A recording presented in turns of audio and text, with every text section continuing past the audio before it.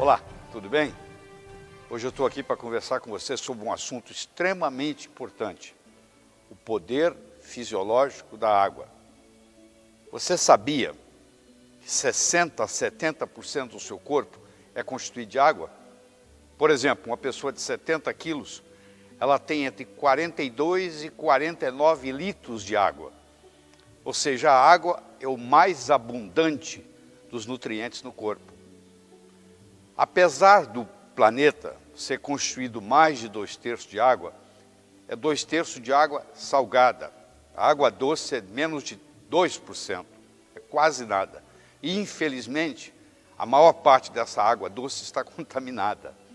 Então, menos de 2% e está contaminada. É um problema muito sério. Vai chegar um dia, no futuro, nós vamos ter que marcar a hora para beber água. Você vai ver que isso vai acontecer.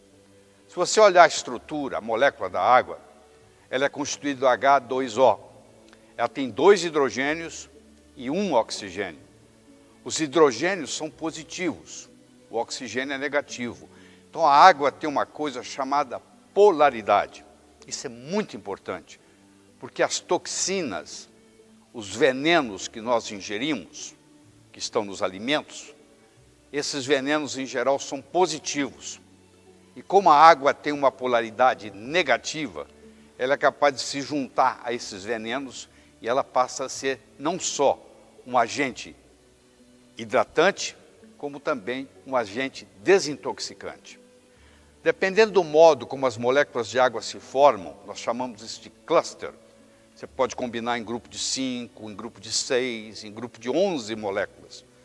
Quanto menor é o cluster, em geral, melhor é a água.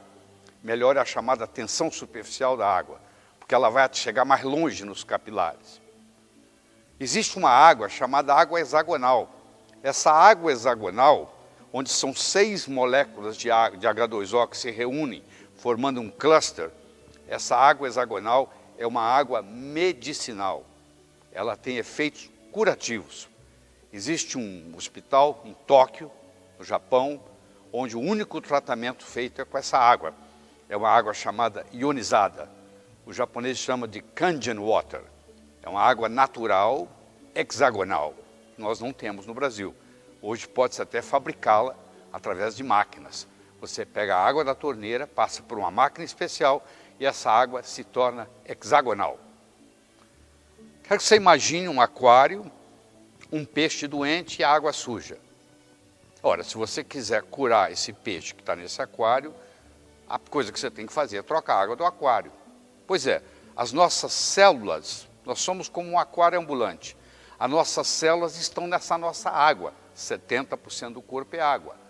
Se essa água estiver contaminada, as nossas células adoecem.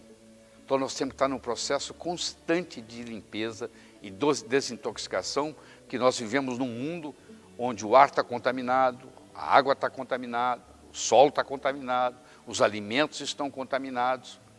E as águas que vêm nas garrafas também podem estar contaminadas, porque se ela viaja de caminhão e ela veio de uma distância longe de onde você mora, vai chegar uma hora que o caminhão está dirigindo na estrada que é meio-dia e o sol está batendo.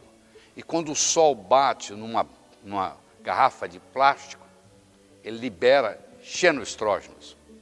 E isso é um grande problema, porque o xenoestrógeno ele é absorvido e ele funciona como hormônio no corpo.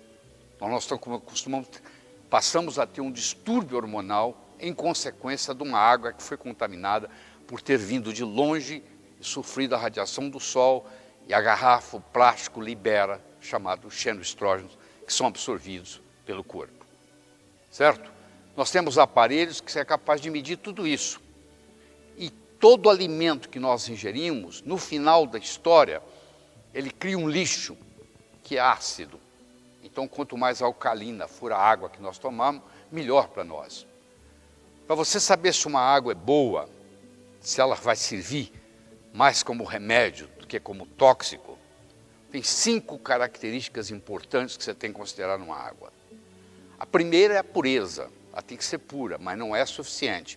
É necessário, mas não é suficiente. Segundo, ela tem que ter um pH, no mínimo acima de 7,4. porque o pH do sangue é em torno de 7,4. Se eu tomo uma água que tem um pH menor que 7,4, eu vou fazer um esforço fisiológico para manter o pH do sangue. Então a água tem que ser acima de 7,4. Ela tem que ter o chamado poder de redox. Ele é capaz de fazer redução. Ela é capaz de ser antioxidante.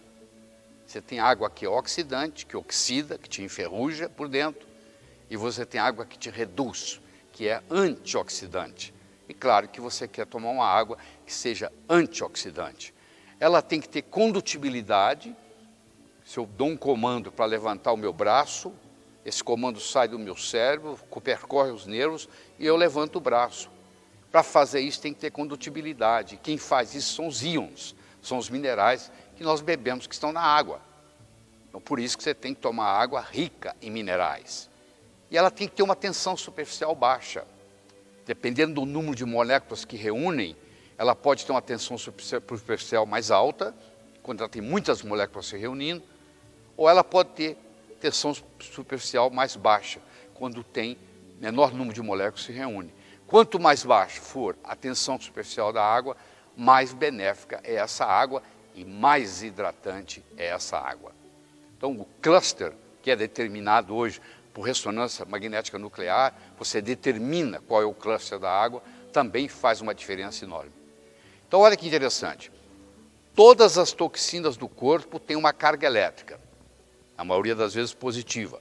A água tem uma polaridade negativa, e isso permite então a água não só ser um hidratante, como também um desintoxicante. Mas não é qualquer água que faz isso. Por isso você tem que procurar pesquisar, de preferência uma água perto de onde você mora. Não adianta você morar em Recife e comprar uma água de Porto Alegre. Porque para ela ir de Recife, de Porto Alegre até Recife, ela vai sofrer radiação do sol e num plástico vai liberar xenoestrógenos e a água já chega contaminada na sua mesa. Eu espero que essa pequena orientação sobre a água seja uma semente que eu esteja plantando aí para você começar a perceber tudo isso de uma forma diferente. Ok? Até a próxima.